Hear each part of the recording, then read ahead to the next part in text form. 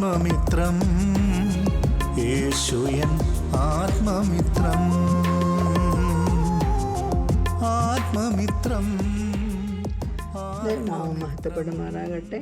ആഴ്ചവട്ടത്തിൻ്റെ ഒന്നാം നാൾ നമ്മുടെ പൂർവ്വപിതാക്കന്മാർ ഒരുമനപ്പെട്ട് കൂടി വന്ന് അപ്പം നുറുക്കി തങ്ങളെ വീണ്ടെടുത്ത രക്ഷിതാവിനെ ഓർത്ത് ആരാധിച്ചതുപോലെ തന്നെ നമുക്കും അവൻ്റെ കൽപ്പന അനുസരിച്ച് കൂടി വന്ന് അപ്പോയിഞ്ഞങ്ങളെ കണ്ടുകൊണ്ട് വീണ് നമസ്കരിച്ച് അവനെ ആരാധിപ്പാൻ ലഭിച്ച ഈ നല്ല അവസരത്തിനായിട്ട് സ്തോത്രം.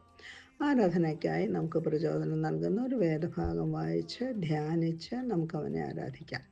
എബ്രായ ലേഖനം 2-ാം അധ്യായത്തിൻ്റെ 10-ാം വാക്യം. സകലത്തിനും ലാക്കും സകലത്തിനും കാരണഭൂതനുമായവൻ അനേകം പുത്രന്മാരെ തേജസ്സിലേക്ക് നടത്തുമ്പോൾ അവരുടെ രക്ഷാനായകനെ കഷ്ടാനുഭവങ്ങളാൽ തികഞ്ഞനാക്കുന്നത് യുക്തമായിരുന്നു. കഷ്ടാനുഭവങ്ങളാൽ തികഞ്ഞ ഒരു രക്ഷാനായകൻ. പ്രിയമുള്ളവരെ, സകലത്തിനും ലാക്കും സകലത്തിന് കാരണഭൂതനുമായവൻ ആരാണ്? പരമാധികാരിയും സർവശക്തനുമായ ഏകസത്യ ദൈവം തന്നെയാകുന്നു എന്ന് പറയേണ്ടതില്ലല്ലോ. അനേകം പുത്രന്മാരുടെ രക്ഷാനായകൻ തൻ്റെ ഏകജാതനായ കർത്താവായ യേശുക്രിസ്തു മാത്രമാകുന്നുവല്ലോ. ഈ രക്ഷാനായകൻ മൂലം അനേകം പുത്രന്മാരെ തേജസ്സിലേക്ക് നടത്തുവാൻ പ്രസാദിച്ചപ്പോൾ പാപം മൂലം തേജസ് നഷ്ടപ്പെട്ട മനുഷ്യരിൽ നിന്നും ഒരു രക്ഷാനായകനെ തിരഞ്ഞെടുക്കാനില്ലായിരുന്നപ്പോൾ തൻ്റെ സ്വന്തം പുത്രനെ തന്നെ കഷ്ടാനുഭവങ്ങളാൽ തികഞ്ഞവനാക്കി എന്നതാണ് യാഥാർത്ഥ്യം. കാരണം ദൈവം തൻ്റെ സാദൃശ്യത്തിലും സ്വരൂപത്തിലും സൃഷ്ടിച്ച മനുഷ്യൻ പാപം ചെയ്ത് ദൈവതേജസ് നഷ്ടപ്പെട്ടവനായി തീർന്നു. അതുമൂലം കഷ്ടങ്ങൾക്കും വേദനകൾക്കും രോഗങ്ങൾക്കും ശാപത്തിനും വിധേയമായി തീർന്നു. അങ്ങനെയുള്ള മനുഷ്യനെ പാപത്തിൻ്റെ ശമ്പളമാകുന്ന നിത്യനരക ന്യായവിധിയിൽ നിന്ന് രക്ഷിപ്പാൻ ഒരു രക്ഷാനായകൻ ആവശ്യമായി വന്നു.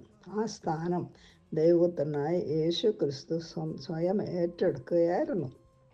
പിതാവായ ദൈവം തൻ്റെ പുത്രനെ അതിനായി നിയോഗിച്ചു. പിതാവിൻ്റെ ഇഷ്ടം പൂർണ്ണമായി നിറവേറ്റുവാൻ പുത്രൻ തയ്യാറായി തീർന്നു. അങ്ങനെ നമ്മുടെ കർത്താവ് പാപികളായ മനുഷ്യവർഗത്തിൻ്റെ രക്ഷാനായകനായി തീർന്നു. യേശു ക്രിസ്തു രക്ഷാനായകൻ മാത്രമല്ല, അവൻ വിശ്വാസത്തിൻ്റെ നായകനും പൂർത്തി വരുത്തുന്നവനുമാകുന്നു. ഈ രക്ഷാനായകൻ കഷ്ടാനുഭവങ്ങളാൽ തികഞ്ഞവനായി തീർന്നപ്പോഴാണ് പാപികളായ നമ്മെ രക്ഷിപ്പാനുള്ള ഒരു രക്ഷിതാവായി തീർന്നത്. നമ്മുടെ രക്ഷിതാവായി തീർന്നത്. നാം അനുഭവിക്കേണ്ട നരകയാതന അവൻ സ്വയം ഏറ്റെടുത്തു സഹിച്ചു. നീതിമാനായ ദൈവത്തിൻ്റെ നീതിയുള്ള ശിക്ഷയായ നരകയാതന ദൈവപുത്രൻ ക്രൂശിന്മേൽ സ്വയം ഏറ്റെടുക്കുകയായിരുന്നു. അതായത് നമ്മുടെ കർത്താവ് കഷ്ടങ്ങളിലും വേദനകളിലും തികഞ്ഞവനായി തീർന്നു. പാപികളായ മനുഷ്യൻ അനുഭവിക്കേണ്ടിയിരുന്ന സകല വേദനകളും യാതനകളും നമ്മുടെ കർത്താവ് പൂർണ്ണമായി സ്വയം ഏറ്റെടുത്തു.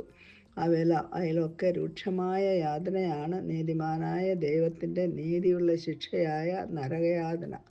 ദൈവപുത്രൻ കാൽവറി ക്രൂശിൽ തൻ്റെ സ്വന്തം ശരീരത്തിൽ വഹിച്ച ആ യാതന, ആ നരകയാതന, ഓഹോ, എത്ര ഘോരമായതായിരുന്നു. അവൻ്റെ ഹൃദയം മരണവേദന അനുഭവിച്ചു. അവൻ്റെ പ്രാണൻ ഒരു അകൃത്യയാഗമായി തീർന്നു. അകൃത്യയാഗം എന്നത് തീയിൽ ചുട്ട് ദഹിപ്പിക്കുന്ന യാഗമാകുന്നുവല്ലോ. ദൈവകോപാഗ്നിയിൽ ദൈവകുഞ്ഞാട് വെന്തെരിഞ്ഞു. എൻ്റെ ദൈവമേ, എൻ്റെ ദൈവമേ, നീ എന്നെ കൈവിട്ടതെന്ത് എന്ന് അലറിക്കരയത്തക്കവണ്ണം നമ്മുടെ രക്ഷാനായകൻ ദൈവകോപാഗ്നിയിൽ വെന്തെരിഞ്ഞത് ആർക്ക് വേണ്ടിയായിരുന്നു? നമുക്ക് ഓരോരുത്തർക്കും വേണ്ടിയായിരുന്നല്ലോ. കാൽവറി ക്രൂശിലേക്ക് പോകുന്നതിന് മുമ്പ് നമ്മുടെ കർത്താവ് അനുഭവിച്ച ശാരീരികവും മാനസികവും ആത്മാവിലും അനുഭവിച്ച നിന്ദകളും പരിഹാസങ്ങളും ശാരീരികമായ പീഡനങ്ങളും സുവിശേഷങ്ങളിൽ വിവരിച്ചിരിക്കുന്നു. അവൻ്റെ ശരീരം മുഴുവൻ ചാട്ടവാറുകളാലുള്ള അടികളേറ്റ് ഉഴവുചാലുകൾ പോലെ ശരീരം കീറി എന്നത് മനുഷ്യചിന്തകളാൽ ഊഹിക്കാൻ ഒക്കുമോ? പ്രിയമുള്ളവരെ, ഒരു കുറ്റവും ഒരു പാപവും ഒരകത്യവും ചെയ്താലും നിഷ്പാപിയായ നമ്മുടെ കർത്താവ് ഇവനിൽ ഒരു കുറ്റവും കാണുന്നില്ല എന്ന് 3 പ്രാവശ്യം ഭരണാധികാരി പറഞ്ഞപ്പോഴും ഒരധർമ്മിയെ പോലെ, ഒരു ദുഷ്പ്രവർത്തിക്കാരനെ പോലെ അനുഭവിച്ച കഷ്ടങ്ങളും യാതനകളും നമുക്ക് ഓരോരുത്തർക്കും വേണ്ടിയായിരുന്നല്ലോ എന്നോർക്കുമ്പോൾ നാം അറിയാതെ അവൻ്റെ മുമ്പിൽ സാഷ്ടാംഗം വീണ് നമസ്കരിക്കാതിരിക്കാൻ ഒക്കുമോ? 3 മണിക്കൂർ ആ കാൽവറി ക്രൂശിലെ ഘോരാന്ധകാരം നരകത്തിലെ അന്ധകാരമായിരുന്നു. നരകാഗ്നിയിലെ ഘോരാന്ധകാരത്തിൽ കഷ്ടാനുഭവങ്ങളാൽ തികഞ്ഞവനാകുവാൻ പിതാവ് തൻ്റെ പുത്രനെ കൈവിട്ട അവസ്ഥ. ദൈവത്തിൻ്റെ സാന്നിധ്യമില്ലാത്ത ഒരു സ്ഥലം നരകം മാത്രമാകുന്നു. ആ ദൈവ സാന്നിധ്യം, ആ പിതാവിൻ്റെ സാന്നിധ്യം മാറിയപ്പോൾ ഓഹോ, യഹോവ നമ്മുടെ എല്ലാവരുടെയും അകൃത്യം അവൻ്റെ മേൽ ചുമത്തി. നാം അനുഭവിക്കേണ്ട ശിക്ഷ പുത്രൻ്റെ മേൽ ചുമത്തി. അവൻ നമ്മുടെ അകൃത്യങ്ങൾ നിമിത്തം മുറിവേറ്റും നമ്മുടെ അതിക്രമ നിമിത്തം തകർന്നും നമ്മുടെ സമാധാനത്തിനായുള്ള ശിക്ഷ പിതാവിൻ്റെ മേൽ ചുമത്തി. അവൻ്റെ അടിപ്പിണരുകളാൽ നമുക്ക് സൗഖ്യം വന്നു എന്ന് എന്ന് പറയുവാൻ തക്കവണ്ണം നമ്മുടെ കർത്താവ് കഷ്ടാനുഭവങ്ങളാൽ തികഞ്ഞവനായി തീർന്നു. എന്തോരു യാതനയാണ് നമ്മുടെ കർത്താവ് അനുഭവിച്ചത്. ഇതൊന്നും ഒരണു പോലും അതിൻ്റെ ആഴം, അതിൻ്റെ ആ വേദനയുടെ, ആ കഷ്ടാനുഭവങ്ങളുടെ ഊറ്റം ഒരണു പോലും ഊഹിക്കുവാൻ നമുക്ക് ആർക്കും സാധിക്കുകയില്ല. ഇത്ര വലിയ രക്ഷ, ഇത്ര വലിയ സ്നേഹം, ഇത്ര മഹാസ്നേഹം, ദൈവകൃപയുടെ നീളം, വീതി, ആഴം, ഉയരം എന്നിവ സങ്കല്പിക്കാൻ നമുക്ക് ആർക്കെങ്കിലും സാധിക്കുമോ? പ്രിയമുള്ളവരെ, നമ്മുടെ രക്ഷാനായകൻ നമുക്ക് ഓരോരുത്തർക്കും വേണ്ടി കഷ്ടാനുഭവങ്ങളാൽ തികഞ്ഞവനായി രക്ഷാനായകനായി ഇന്നും ജീവിക്കുന്നു.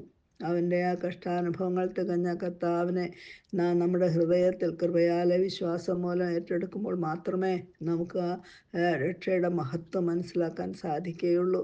നമ്മെ ദൈവപുത്രന്മാരാക്കി തീർക്കാൻ, പിശാചിൻ്റെ പുത്രന്മാരായിരുന്ന പിശാചിൻ്റെ അധികാരത്തിൽ നിന്ന് നമ്മെ വീണ്ടെടുത്ത് രക്ഷിച്ച് ദൈവമക്കളാക്കി തീർക്കുവാൻ വേണ്ടി നമ്മുടെ കർത്താവ് രക്ഷാനായകൻ കഷ്ടാനുഭവങ്ങളാൽ തികഞ്ഞവനായി തീരേണ്ടി വന്നു. നമ്മുടെ കർത്താവ് അത് സ്വയം ഏറ്റെടുത്തു. കർത്താവ് അവൻ മരിച്ചവനായിട്ടല്ല, എന്ന കർത്താവെ ജീവിച്ചവനായിട്ട് വീണ്ടും ഉയർത്തെഴുന്നേറ്റ് രാജാതിരാജാവെ കർത്താവായി കർത്താധികർത്താവായി പിതാവിൻ്റെ വലത്ത് ഭാഗത്തിരുന്നു കൊണ്ട് തൻ്റെ അടുക്കിലേക്ക് തന്നെ വിശ്വസിക്കുന്നവരെ ചേർക്കുവാൻ കണ്ടാനന്ദിപ്പാൻ തക്കവണ്ണം നമ്മുടെ കർത്താവ് അതെല്ലാം ഏറ്റെടുത്തു എന്ന് പറയുമ്പോൾ അതിൻ്റെ ആഴം, അതിൻ്റെ നീളം, വീതി, ഉയരം ഊഹിക്കാൻ നമുക്ക് സാധ്യമല്ല.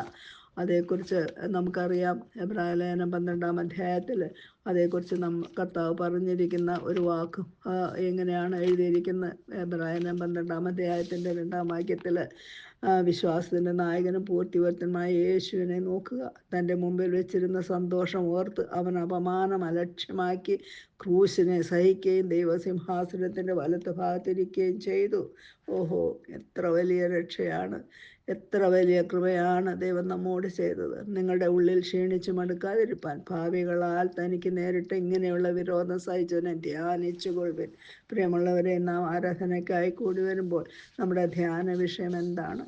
നമുക്ക് വേണ്ടി കഷ്ടാനുഭവങ്ങളാൽ തികഞ്ഞവനായ ഈ കർത്താവിനെ ധ്യാനിക്കുവാൻ, ആ കർത്താവിൻ്റെ കഷ്ടാനുഭവങ്ങളെ ഓർക്കുവാൻ, നമുക്ക് വേണ്ടി അനുഭവിച്ച യാതനകളെ ചിന്തിക്കുവാനൊക്കെയും നമുക്ക് സാധിക്കുമെങ്കിൽ നാം ഒരുക്കി കൊണ്ടുവന്നിരിക്കുന്ന അധരഫലമാകുന്ന സ്തുതി സ്തോത്രയാഗങ്ങൾ അർപ്പിച്ച് അവനെ ആരാധിക്കാതിരിപ്പാൻ സാധിക്കുമോ?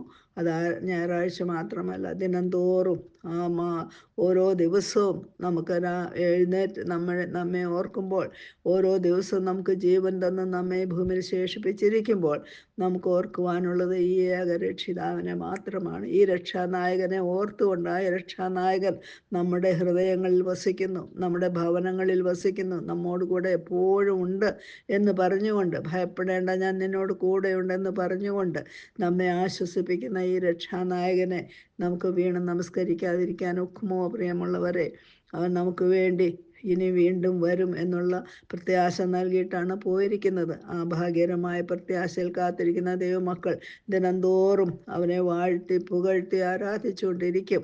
ഞായറാഴ്ച ദിവസം മാത്രമല്ല, എല്ലാ ദിവസവും നമ്മുടെ കർത്താവിൻ്റെ വരവിനെ നോക്കി കാത്തിരിക്കുന്ന ദൈവമക്കൾ അവൻ്റെ വരവിനെ നോക്കിക്കൊണ്ട് തന്നെത്താൻ ശുദ്ധീകരിച്ച് നമ്മുടെ പാപങ്ങളൊക്കെ ഏറ്റുപറഞ്ഞ് 1 യോഹന്നാൻ 1-ാം അധ്യായത്തിൽ പറയുന്ന പോലെ നമ്മുടെ പാപങ്ങളെല്ലാം മോചിക്കപ്പെട്ടു എന്നതുകൊണ്ട് നാം പാപം ചെയ്യുന്നില്ല എന്ന് പറയരുത്. നമ്മിൽ പാപമില്ല എന്ന് പറഞ്ഞാൽ നാം ദൈവത്തെ സത്യവാദികളാക്കുന്നു. നമ്മുടെ ജീവിതത്തിൽ പാപമുണ്ട്. ഈ ജഡശരീരത്തിൽ ജീവിക്കുന്നിടത്തോളം നാം പാപം ചെയ്യും. പാപം നമ്മിൽ അറിയാതെ വന്നു പോകും. അറിഞ്ഞും അറിയാതെയും ചെയ്യുന്ന പാപങ്ങൾ ഓരോ ദിവസവും ഏറ്റുപറഞ്ഞ് ശുദ്ധീകരണം പ്രാപിപ്പാൻ ആവശ്യമായിരിക്കുന്ന ദിനംതോറും ഒരു ശുദ്ധീകരണം നമുക്ക് ആവശ്യമാണ് പ്രിയമുള്ളവരെ. അങ്ങനെ നമ്മുടെ കർത്താവ് നമ്മെ ചേർക്കുവാനായിട്ട് വീണ്ടും വരും.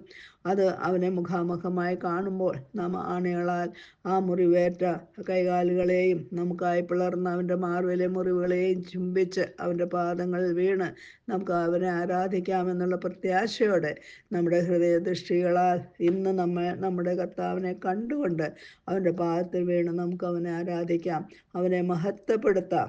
അതിനായി നമ്മെ പ്രേരിപ്പിച്ച നമുക്ക് കാരണഭൂതനായി തീർന്ന പിതാവിനെ പുത്രനിലൂടെ പരിശുദ്ധാത്മ ശക്തിയാൽ തന്നെ ആരാധിച്ച് മഹത്വപ്പെടുത്തുവാൻ കർത്താവ് നമ്മെ സഹായിക്കട്ടെ. ദൈവനാമം മാത്രം മഹത്വപ്പെടുമാറാകട്ടെ. ആമേൻ.